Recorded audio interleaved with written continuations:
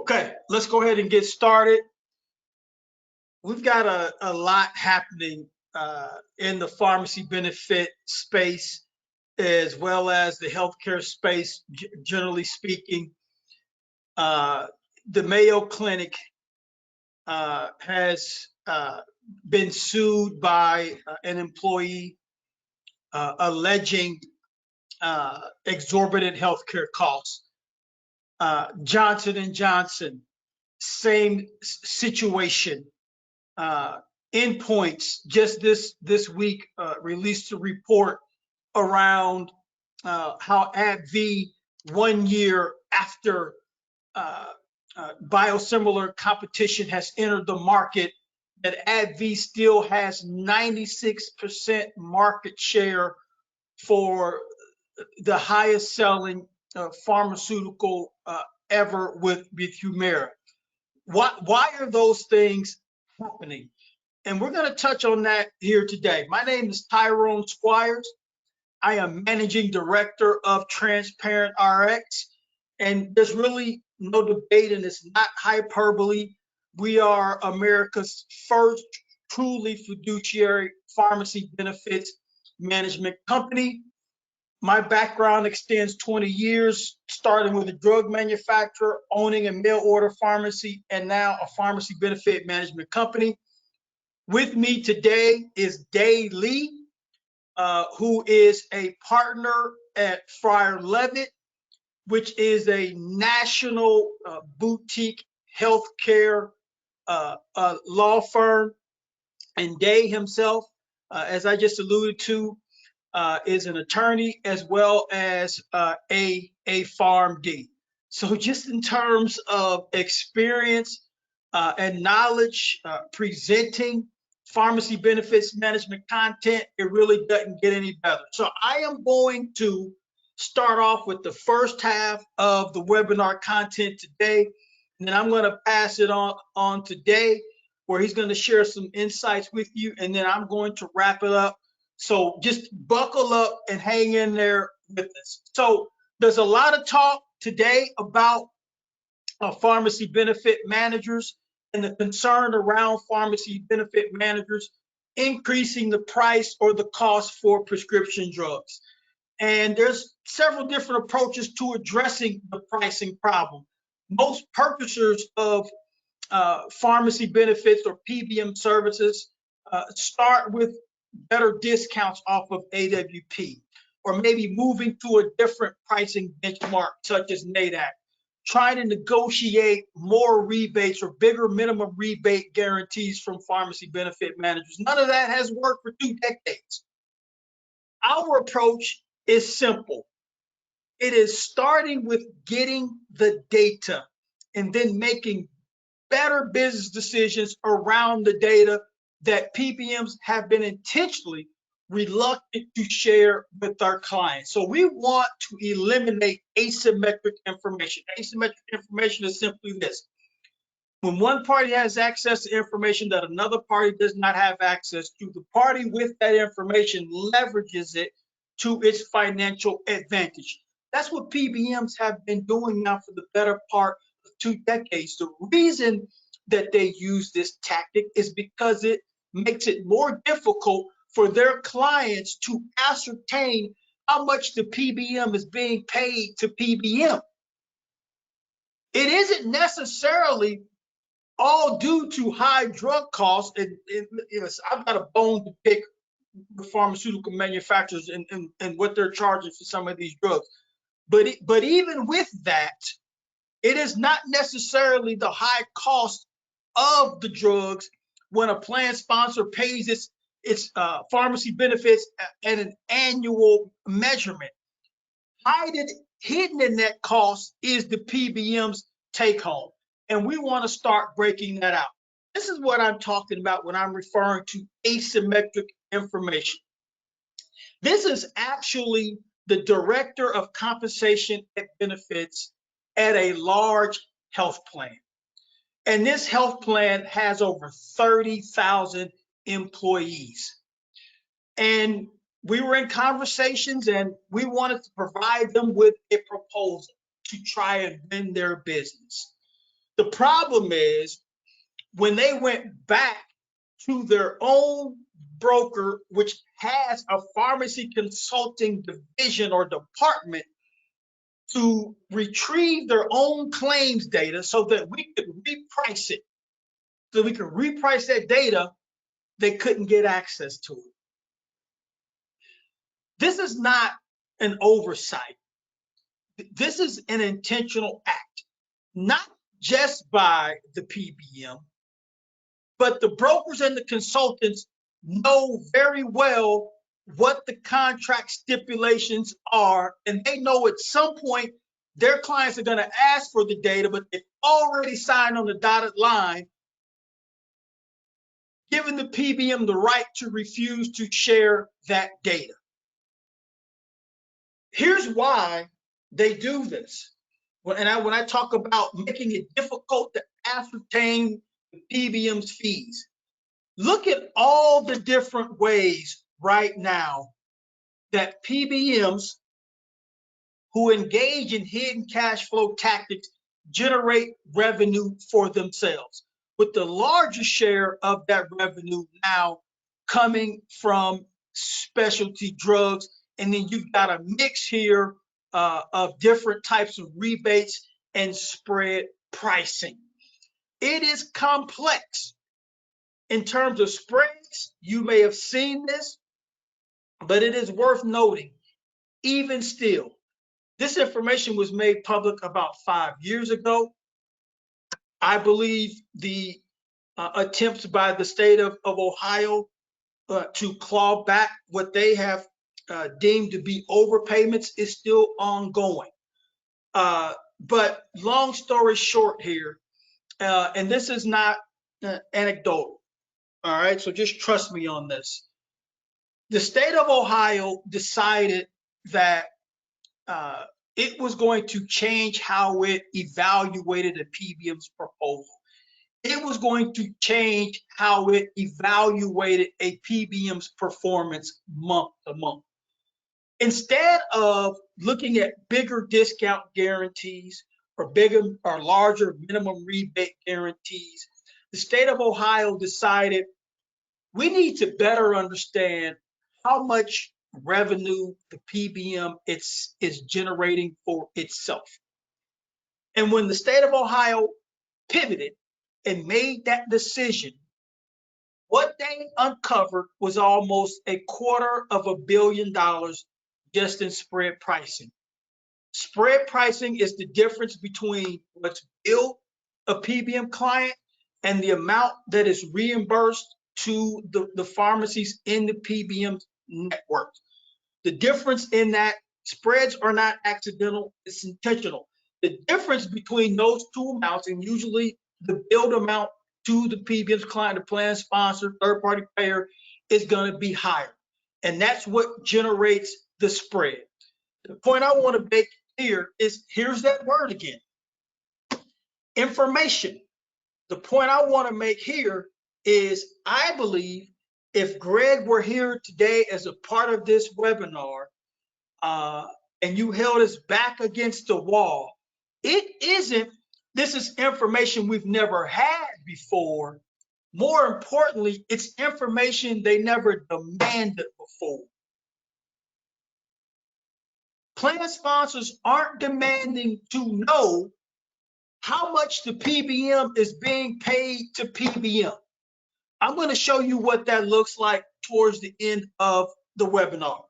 The second component within price, we talked about network pricing. Now we've got manufacturer rebates, and there's a such thing called rebate spreads as well. And this is how it typically plays out.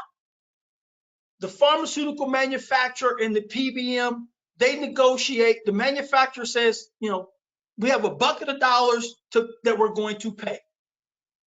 And we can put those dollars in several different buckets, but we got to give those buckets names.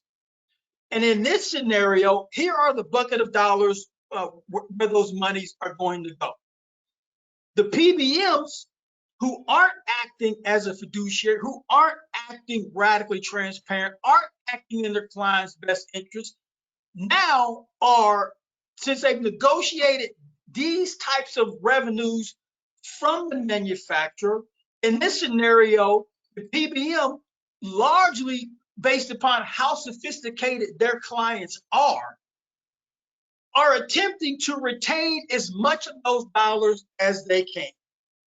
And in this scenario, the PBM is keeping these dollars and only passing back the formulary rebates. Well, what's the significance of that?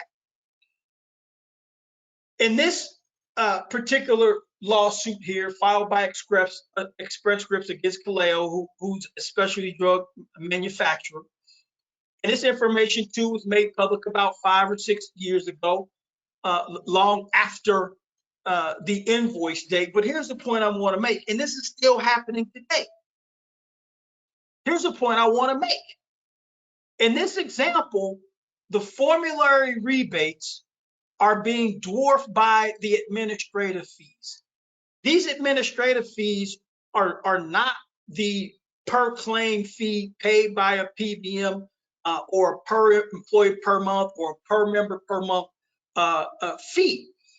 This is a manufacturer administrative fee. So don't confuse it with the fees, small fees PBMs typically negotiate for member support, account manager, a member portal, electronic claims adjudication. Completely different. Completely different. But the administrative fees here dwarf the formulary rebates. And this is just for one drug and one manufacturer. And we'll talk about contracts here in a second.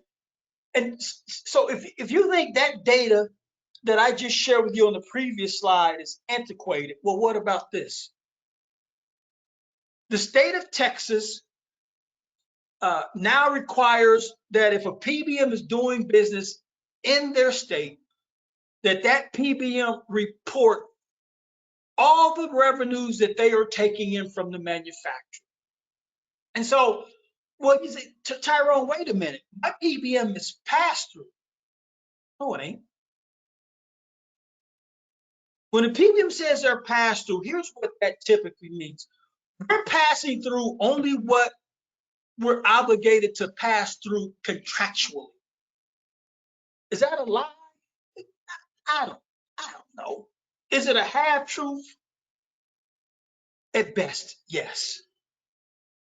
Because in this, you look at this chart in 2021, PBMs retained 13% of the revenue that they took in from the pharmacy benefit manager. And I'm going to argue, even just based upon my own book of business, that for smaller commercial payers with 500 employees, 1,000 employees, 2,000 employees, that 13% is actually small, and the real number is at least 2x that. The point of rebates isn't free cash flow to the HR department. The point of rebates is to get to lowest net cost. I talked about asymmetric information. This is an example, and another way to put asymmetric information is information failure. This is an example of information success. When we receive rebates, and we pay them out every quarter, when we receive rebates from our rebate aggregator, we then pay out what each client has earned based upon their contract, or not even the contract. It's based upon really their utilization. What claims that were dispensed under their plan were eligible to receive a rebate. And that word eligible can be vague, but in this sense, it's just every claim that earned a rebate, they get paid for, period. In conjunction with those dollars, they also receive this report. And this report breaks down by claim, by date, by NDC, by day supply, right? And so the information here, we've redacted it for the purposes of this webinar, but the report that they received has all of this information populated. The PBMs who engage in asymmetric information in an effort to increase their revenues, thereby increasing their clients' costs, are reluctant to share this level of data. It's their business model. So as a purchaser of PBM services, and many of you have fiduciary responsibilities, it's incumbent upon you to make sure you receive this level of information from your PBM. The idea behind vertical integration was that it was going to deliver lower costs to consumers. It was going to deliver lower costs to employer healthcare plan sponsors. How's that working out? Not very well. And I'm going to turn it over today, and then I'm going to pick back up at the very end. Thanks, Tyrone. Hi, everyone. Thanks for joining the webinar. My name is Dave Lee. I'm one of the partners at Friar Levitt. We represent providers as well as the plan sponsors in their dealings against the traditional non-transparent PBMs. Today I wanna discuss a couple cases, including the one up on the screen, which is Johnson & Johnson lawsuit. This is the is first of its kind, but I don't think it's going to be the last one. So J&J employed filed a class action lawsuit against J&J, indicating that the J&J and the trustees of their healthcare plan, breached the fiduciary duty owed to the employees, because the employee found out that the plan actually was charged more for drugs that were available in the market for very, very cheap. Next slide, please. All right, so this is a snapshot of one of the claims, one of the paragraphs in the complaint. So what the key takeaway is that the class action plaintiff is alleging that J&J failed or breached the fiduciary duties the company owed to the employees by not getting involved in the selection of the PBM, not managing the RFP process, trusting their broker too much on the PBM contract negotiation, and these drug prices that are being charged by the PBM to the J&J are unreasonable, and they the company let PBM to maximize their profit at the expense of the plan asset, at the expense of the employees. And also, this paragraph also is another screenshot of the complaint, in which they talk about the duties of loyalty and prudence. So what is the plaintiff saying here? Is basically condemning J&J for failing to demonstrate that they took the reasonable approach to protect the employees' benefits. So all the benefit advisors, you have to ask yourself, am I demonstrating a reasonable level of prudence for the company's drug benefit design? Am I monitoring the PBM's performance? Am I trusting my broker too much? Am I just letting the contract negotiation and the actual drafting of a contract at the hands of the broker? You have to take control. Next slide.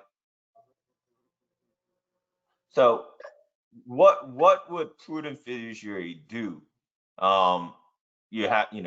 If I were in your shoes as a benefit advisor or head of the HR or benefits team, I would start with reviewing the contract, making sure that the contract terms are reasonable. and that contract terms are transparent, the financials are transparent. You have to examine and audit the PBM, whether it be spread pricing audit or whether it be rebate audit. And for the next time, you have to make sure that you take control of the PBM contracting and negotiation. Next slide. Let me just really add something here really quickly to this. Jerry Jones, the owner of the Dallas Cowboys, and you can see this in his contract negotiations, but he made a quote or made a statement a few years back where he talked about, I think it was Dak Prescott, and he had a new deal coming up, and Jerry Jones wasn't concerned because his point was deadlines get deals done. And you can see that in his negotiating strategy. In PBM procurement today, the RFP process, the status quo is the contract is at the end. And I have this conversation with consultants and all the time, and something has to happen for that light bulb to go off. It shouldn't cost clients money. Move the contract from the end before you select a PBM to the front. The contract is the foundation on the relationship with your PBM. Besides how great of a person you think the account manager is, or how safe you feel with the organization, the foundation of that relationship is the contract.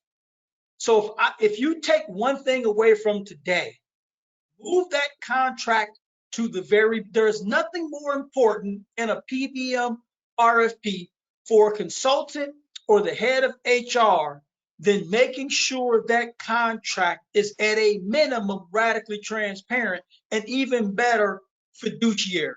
You can't do that when you leave yourselves 30 days until you got to get ID cards in the members' hands. PBMs know that. It's too late. They're not going to make concessions. Yeah, I echo that comment, Tyrone. You gotta have full control of the contract and make sure that contract terms are your terms, not the PBM's terms. And so, and besides J&J, there has been other lawsuits. Most recently, I think it was yesterday or the day before, as Tyrone mentioned, Mayo Clinic got sued by their employee, and it was a class action lawsuit. And there was also a case called Osceola County versus Gallagher. So it's a county school board sued the benefit broker, Gallagher, alleging that the broker received millions of dollars in secret commissions. I mean, that's broker commission, which wasn't disclosed to the board. And and I'm fairly certain that Gallagher recommended PBM that provided the most commission to them. And obviously that needs to be disclosed. Should have been disclosed, but was not disclosed, and the county suffered damages, and ultimately they enter into a settlement about in the sum of $582,000 early last year. So when you contract so you have to ask your broker whether they have any conflicts, and whether and what is the conflict, who is the conflict with, and then you have to really evaluate your relationship with your broker. Another case is Kraft Heinz versus Aetna. This was a huge lawsuit by Kraft, and Kraft alleged that Aetna has taken more than $1 billion to pay providers for medical services to plan participants. Kraft did this and filed a lawsuit, and ultimately I think the lawsuit has been voluntarily dismissed and then went into mediation, which suggests that both parties settled or in the process of settling the claims. So right now there's plenty of law firms out there that are advertising to recruit plaintiffs, employ plaintiffs to pursue the same claims that Johnson & Johnson is facing against the employers. And you have to really, you as the employer, your company has to be proactive, audit the PBM in order to avoid Johnson & Johnson like lawsuits. And these plaintiff firms, they've already proven their concept in 401k or retirement fund cases, and they're taking the same tactic into the pharmacy benefits field. So you have to be cognizant of the recent lawsuits and the potential risk. All right, so just this slide is just is plain and simple. It's a spread pricing. You're giving the PBM unlimited ability to make spread and make profit off of the reimbursement that they pay to the difference between the reimbursement that they pay to the providers versus what they charge you. Okay, I'm not saying spread pricing is bad. Okay, it's a benefit design. I understand everybody needs to make money one way or the other. However, there's got to be limit to it. Unless you put a limit on it, PBMs, the traditional PBMs, non-transparent PBMs, they're going to take advantage of you and make a lot of money through spread pricing tactics. And let me just kind of piggyback off of what Dave just said here. We talked about the spread pricing, we've talked about the contract language, and now in terms of rebates, the contract language now gets as important, if not more important, than the pricing language. To the untrained eye, this language looks harmless. Here, customer administrator will pay customer 100% of the rebates that administrator receives in connection with the prescription drug products dispensed to the participants. The problem is that oftentimes there can be a PBM subsidiary sitting in between it and the drug manufacturer, which then allows the PBM to say, we didn't actually collect those dollars. Our subsidiary collected those dollars, so we don't necessarily owe those dollars to you. I'll let you wrap up. Yeah, exactly. So there, as you know, the rebate aggregators out there, Express Script, Ascent, which is based out of Switzerland, United, Optum, and Emisar out of Ireland, and Caremark and Zing. These rebate aggregator relationships are not disclosed in the contract, and the plan or the employer doesn't have visibility into how much rebates that are being collected and retained by these rebate aggregators. And when you demand data from the PBMs, they're going to fight tooth and nail. And we have multiple cases pending against PBMs, the major PBMs out there, on behalf of employer and plan sponsors. And the first fight is to try to get the data. And once they provide the data, we run we crunch in the data through our analytics team, and lo and behold, we find spread pricing on the reimbursement, but also spread pricing in the rebates. So in order to avoid, like I said, or reduce the risk of employee lawsuit, like the J&J lawsuit, you have to act. And you have to act now, and you have to audit your PBMs. And so, and just summing up everything that we've talked about up to this point, we've come up with this acronym: earnings after cash disbursements. And it's a fancy way of saying, what is the PBM being paid? It was hired to perform a service. and no one works for free. What are they being paid to provide the pharmacy benefit management services? Just like the state of Ohio pivot, that $223 million that they uncovered in spread pricing was their earnings after cash disbursements. It was the management fee or service fee, if you prefer. It is what they were being paid to be the PBM. Up until that point, the state of Ohio was unaware of how much it was paying the PBM to be the PBM.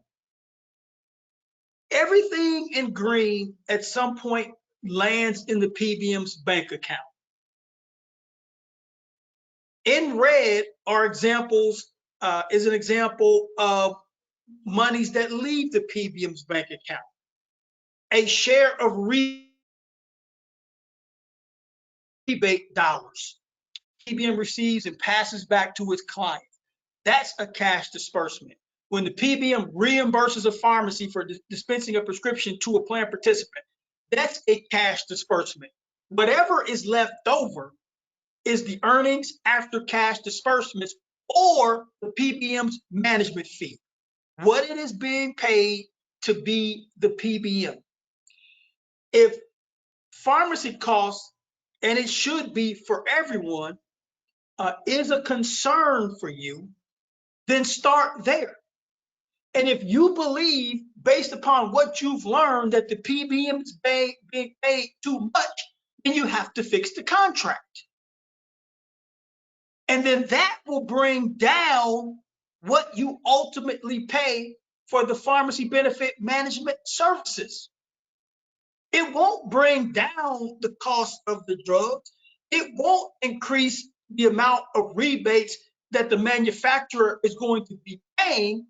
Instead, it's going to decrease the amount of rebates that the PBM is keeping and the amount of spreads that the PBM is keeping, that is ultimately going to lower the plan sponsor's cost. There's no better way to do that than with the fiduciary standard of care. I'm not talking about some watered down version of a fiduciary PBM. I'm talking about the ERISA language around fiduciary.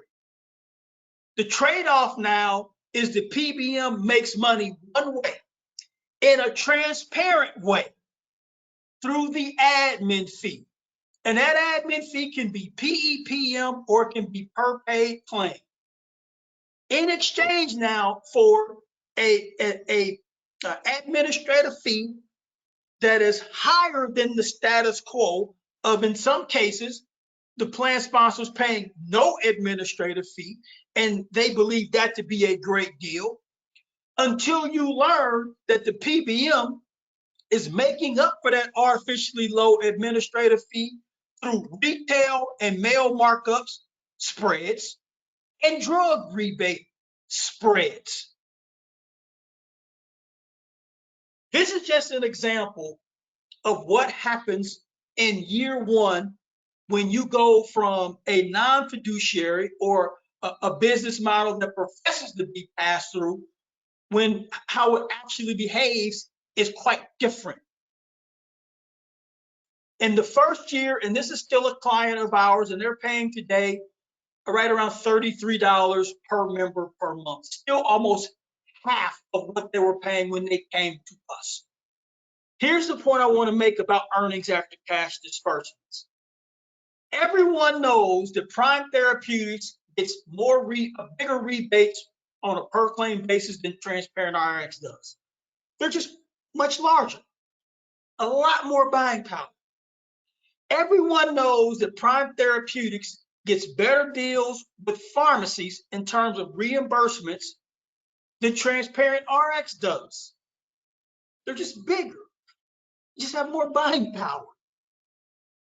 Then why in the heck was the cost to Atlas Aerospace $35 PM higher than ours? Because this $35 PM is the earnings after cash disbursement. It is what Prime was paying itself because Atlas was unaware. It is what they were paying themselves, blank check, to be the PBM. The thing that bothers me most about this is their fee to be the PBM was higher than what the freaking drugs cost. That's why the contract language is so very important. And Dave touched on that earlier. I like to provide proof, and this is without any international procurement, any national sourcing. A lot of the cost issues can be fixed when the PBM is working on behalf of its clients instead of maximizing its revenue. And as I wrap up here, we've talked a lot about price today. I don't want the other three drivers of cost to get lost in translation, because they are as important, if not more important, depending upon the group, than is the price. Endpoints just released an article this week, and I touched on it up front about how AbbVie still has a 96% share of the Humira market, even though significantly lower costs, equally as efficacious biosimilars are available.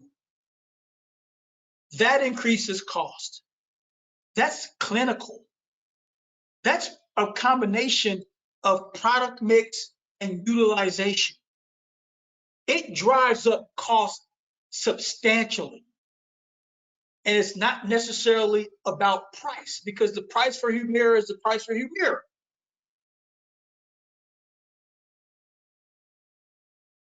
All right, that's our time today. You're going to get a recording of this tomorrow morning, but I'm also going to stick around for any questions that you have. We made good time today, almost 40 minutes. We're going to stick around for any questions that you may have. So one question, Dave,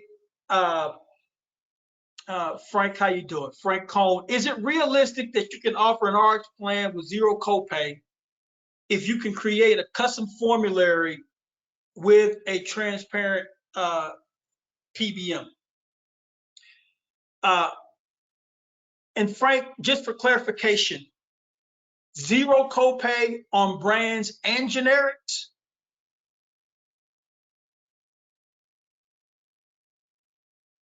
Generics. Yeah, it is. It is possible. Absolutely is possible.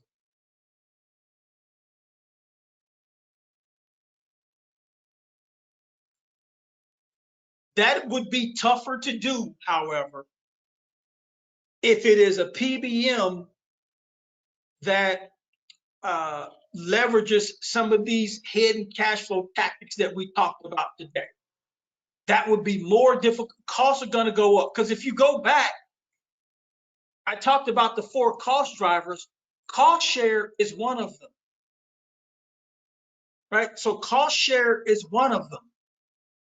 But if you've got a PBM that is in sync with its clients in cost effectiveness around their pharmacy benefit, then absolutely.